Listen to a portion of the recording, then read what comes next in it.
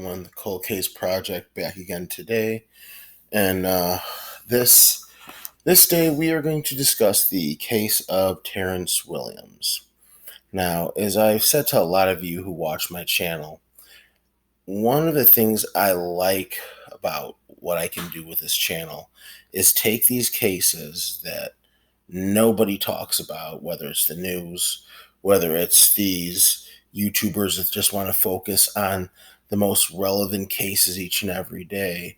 I want to take this as a tool to showcase cases that really, though have relevancy, they get swept to the side. Now, the case of Terrance Williams has kind of come up a little bit over the years with people like Tyler Perry and Al Sharpton voicing in their concerns, and Tyler Perry has gone as far as putting in, I believe, $250,000 in a reward for any information in the case of Terrance Williams. So, what we're going to do today is we are going to discuss the details of the disappearance. All right, we are going to give a little extra information and just kind of go from there. So, if you enjoy the content I share on my channel, please leave me a comment down below. Tell me what you think about this case. Leave me a like and subscribe for daily content. I try to get as much out to you as I can. So, with all that said, let's get to the details of the disappearance.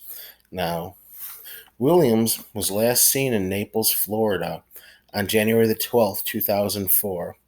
Collier County Sheriff Deputy Corporal Stephen Henry Calkins claims he stopped him on the road. Williams was driving a white Cadillac, which was having engine problems.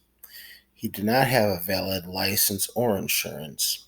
His registration was expired, and the vehicle belonged to someone else. He could have potentially been cited for 6 moving violations. Calkins said he did not cite Williams for anything, but dropped him off at a Circle K convenience store in the vicinity of Wiggins Pass Road in US 41. Williams told him he worked at the store, although a press release by the sheriff's department maintained no one at the Circle K store ever had contact with Calkins. Circle K employee stated in an interview that she saw both Williams and Calkins that morning.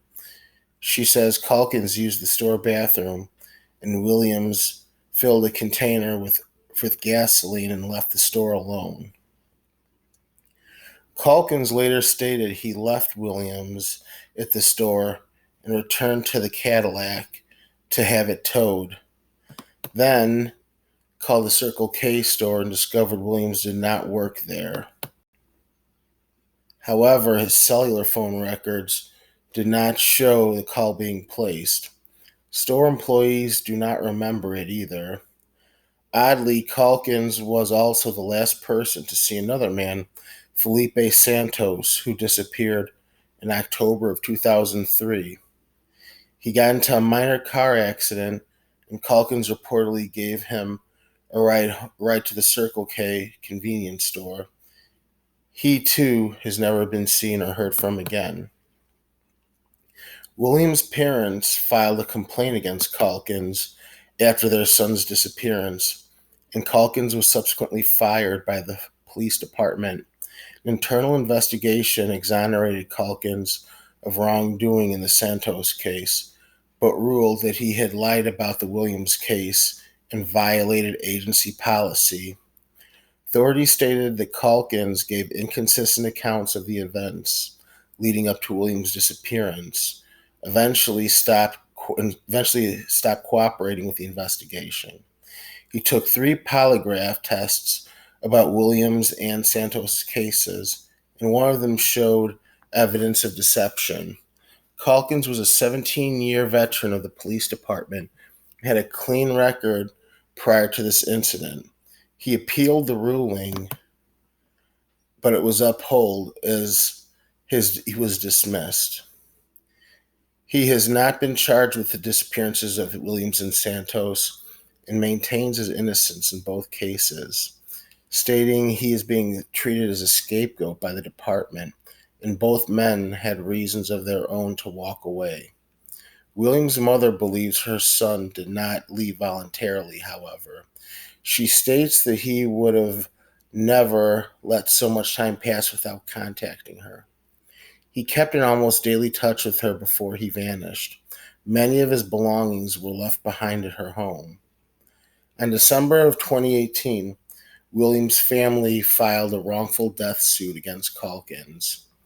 Their attorney missed a deadline to file the motion to take the case at trial, which forced it into binding arbitration instead. In December of 2020, the court appointed arbitrator decided there was insufficient evidence to find Calkins liable in Williams' death. Williams was employed as a cook at Pizza Hut in Bonita Springs, Florida at the time of his disappearance. He'd only worked there for a few weeks. He also had work experience in the construction field. He has a criminal record for driving under the influence and trespassing and spent time in prison in the 1990s for aggravated robbery. Shortly after he vanished, a Knoxville, Tennessee court issued a warrant for his arrest for failure to pay child support. Williams has four children by four different women. He resided at the Randall Circle in Naples at the time of his disappearance. There is no evidence of foul play in Williams' case, and investigators believe he may have simply been just be laying low to avoid being arrested, but circumstances surrounding his disappearance are unclear. His case remains unsolved. Some agencies report that Williams was last seen in the vicinity of 111th Avenue and Vanderbilt Drive in Naples. So, with all that said, this case got a little more publicity when it aired on the ID Network show Disappeared. And when it aired on there, Tyler Perry, the famous writer and director, had seen it, and he decided that he wanted to put money forward to try to help out with his case as much as he could. And even despite, like I said, $250,000 he's offering as a reward, it's like 200,000 or 250. There has still been really nothing's come up in this disappearance. Now, as for the man you see on our left here, Felipe Santos, a little bit of information about his disappearance that I want to give you is Santos was last seen in Naples, Florida on October the 1st of 2003. He was driving to work with two of his brothers when 6:30 a.m. his white 1988 Ford hit another vehicle near the Green Tree Shopping Center at Airport Pulling Road and Immokalee Road. No one was hurt in the accident, and damage to the cars was minor. Collier County Sheriff's Deputy Corporal Stephen Henry Calkins arrived at the scene and cited Santos for reckless driving and for driving without license and insurance. He then put Santos in the patrol car and drove away. Later that day, Santos's boss contacted the local jail to bail him out and found out he was never booked. When questioned, Calkins said he changed his mind about taking Santos to jail and instead gave him a ride to the Circle K convenience store about a mile from the site of the accident. He last saw him walking towards a payphone. And as I said, Santos, just like Williams, was never heard from again. Now, there have been some reports that at a nearby Target that there were remains buried there. However, just like a lot of different evidence you get in some of these types of cases, nothing is concrete. It's really just been a rumor, and even if there is anything, if there are bodies buried in shallow graves near Targets in Naples, Florida, nobody said anything.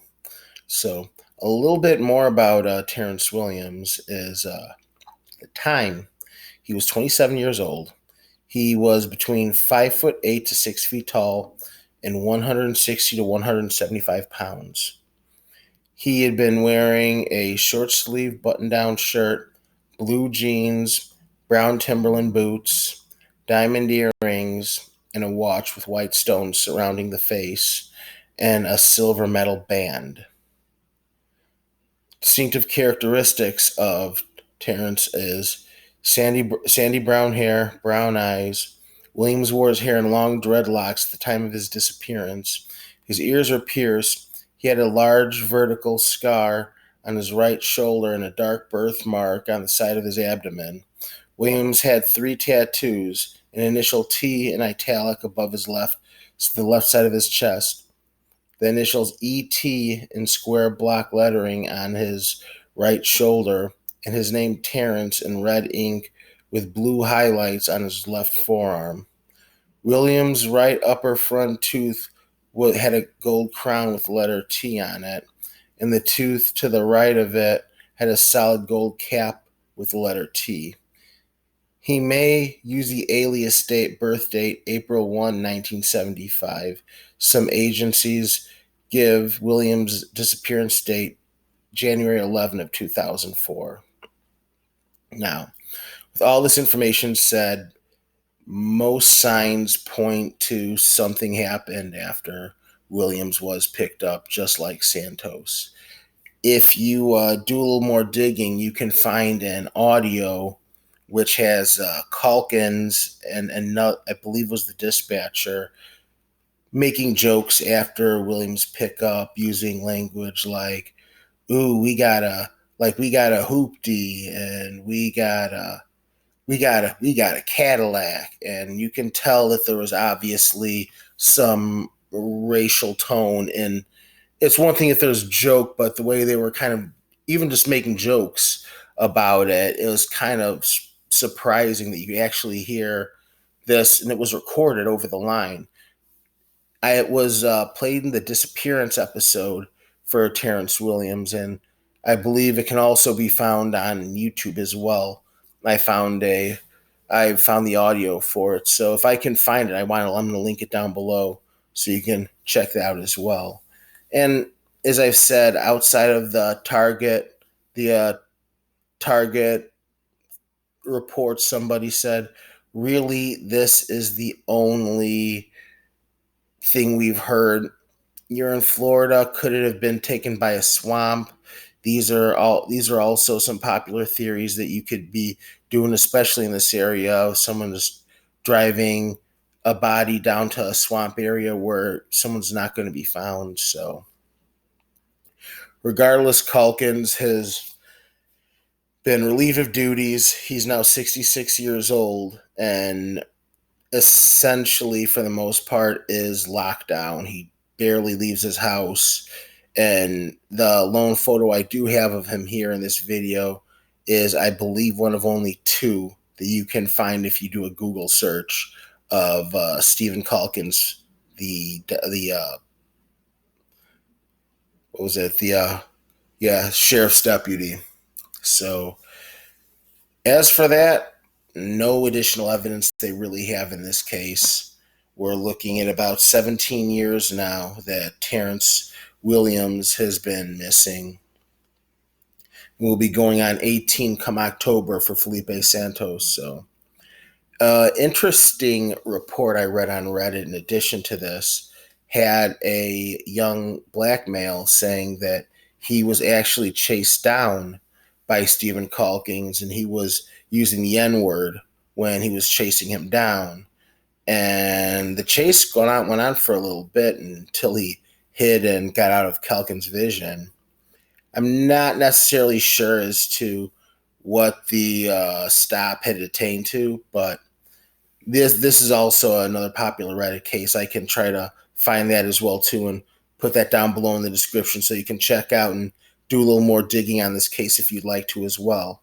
So that's about it. If we can hopefully say one day get some closure for both Felipe Santos and Terrance Williams' families, and Deputy Stephen Calkins can be brought to justice for everything he did, we can just hope and pray. So, this moment, as usual, I want to definitely give us a quick moment of silence for both of these men.